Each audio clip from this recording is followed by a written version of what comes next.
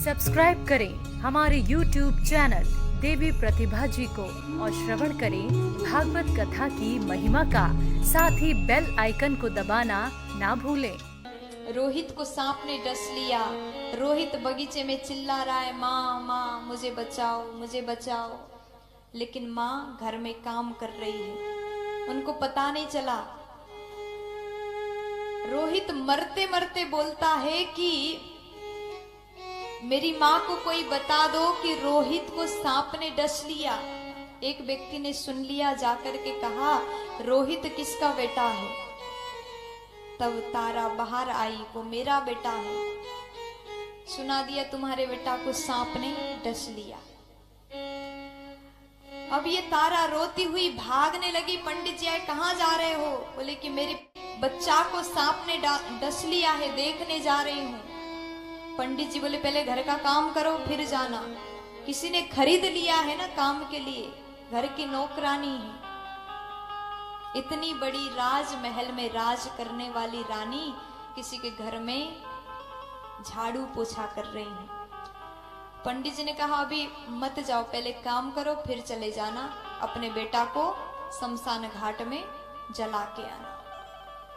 काम करती है रोती रोती, पूरा घर के काम करके जब वहां पहुंची, बगीचे में पहुंची, तब तक बेटा मर चुका था। गोद में अपने बेटा को उठाया, एक कपड़ा तक नहीं था, कफन तक नहीं मिला।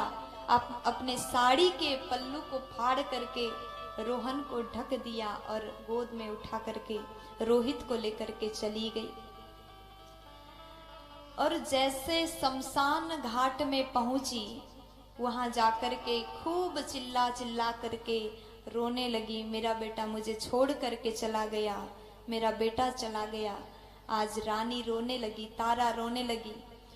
जब रोने की आवाज सुनाई दिया, महाराज हरिश्चंद्र जग गए। कौन है? कोई भी मुर्दा लेकर के आता था तो टैक्स लेते थे, जलाने का कर लेते थे।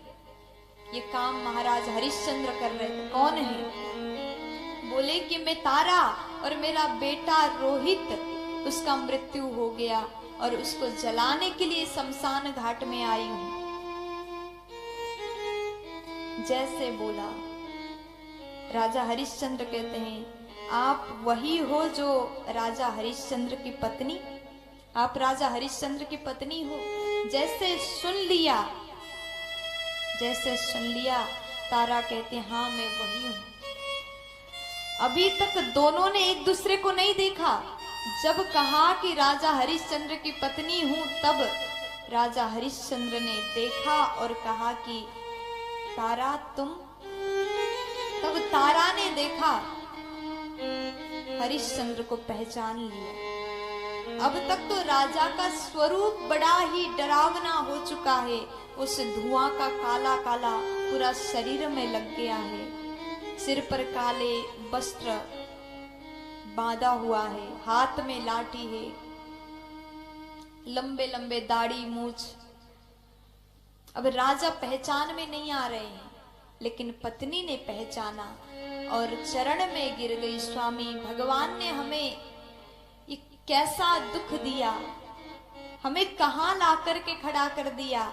आज अपने पति के इस हालत को देख करके तारा चिल्ला चिल्ला करके रोने लगी, चिल्ला चिल्ला करके रोने लगी। इतने में गांव वाले दौड़ करके आए और गांव वालों ने कहा कि ये स्त्री ने गांव में चोरी करके ये भागी है, इसको मारो। हरिश्चंद्र के हाथ में तलवार पकड़ा दिया, तुम इस स्त्री को मार दो, इसकी गला काट दो। देखिए समय ने कहां ला करके राजा को खड़ा कर दिया, हाथ में तलवार, और पत्नी को मारने के लिए कह रहे हैं। मालिक ने बोल दिया, किसी ने खरीद लिया, उसने बोल दिया तो वो करना उनका धर्म बनता है, आदेश हो गया।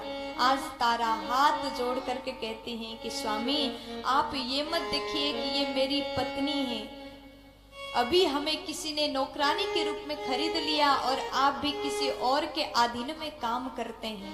आपके स्वामी कोई और है, आप एक दास के रूप में काम कर रहे हैं। इस समय आपका धर्म यही है कि आप तलवार उठा करके मुझे मार दीजिए। जीवन में धन चला जाए, जीवन में सब कुछ चला जाए, सब कुछ लूट जाए, सब कुछ छिन जाए, लेकिन अपने धर्म को कभी जाने मत दो, धर्म को कभी भी मत छोड़िए। आज राजा हरिश्चंद्र ने तलवार उठाया और आज अपने धर्म को बचाने के लिए, धर्म को न छोड़ने के लिए तलवार उठा करके जैसे रानी के लिए तलवार बढ़ाया, भगवान प्रकट हो गए और हाथ पकड़ लिया। राजन बस करो, अब यहां से ज्यादा दर्द तो मुझसे भी देखा नहीं जाएगा। बहुत परीक्षा हो गया, बहुत परीक्षा ले लिया। आज राजा हरिश्चंद्र के इस भाव को देख करके पत्थर दिल भी पिघल जाता है, लेकिन भगवान तो भगवान है। भगवान आए और कहा कि राजन बहुत हो गया, अब आपको वो सब कुछ मिलेगा जो आपने खोया है। किसके जीवन में दुख नहीं आते, किसके जीवन में संकट नहीं आते, अगर हम धर्म को हर परिस्थिति में धर्म का पालन करते हैं, धर्म का रक्षा करते हैं, तो धर्मो रक्षति रक्षिता। अगर हम धर्म का रक्षा करते हैं तो धर्म हमारा रक्षा करेगा।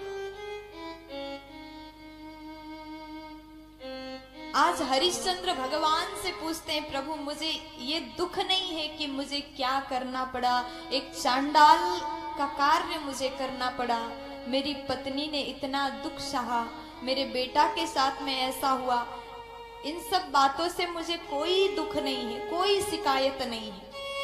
अगर हमारे साथ में ये दुख होता तो हम भगवान को डांटते। आपने हमें हमेशा दुख दिया, हमेशा तकलीफ दिया, भगवान को कोसते।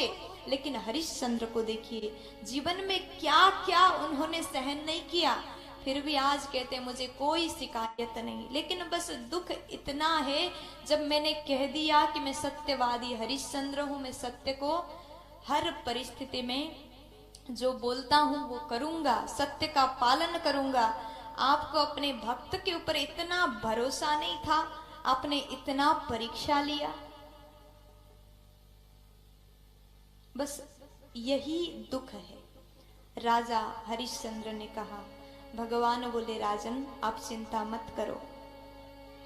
विश्वामित्र भी बड़े प्रसन्न हो गए। राजन कोई सत्यवादी के नाम से जानेगा अगर किसी को, भगवान ने कहा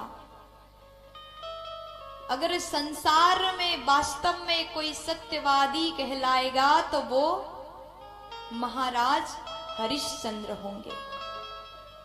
इसलिए आज भी सत्यवादी के नाम अगर आता है तो महाराज हरिश्चंद्र को हर व्यक्ति याद करता है। कुछ पाने के लिए बहुत कुछ खोना पड़ता है। अगर हर एक परिस्थिति में धर्म को लेकर के चलते हो तो तुम्हारा भी नाम होगा। जो झूठ बोलता है, जो पाप करता है, उसका कहीं भी नाम नहीं लिया जाता है। जो सत्य का पालन करता है, नाम उसी का होता है। इसलिए सत्यवादी हरिश्चंद्र आज भी हर एक जुबान पर है।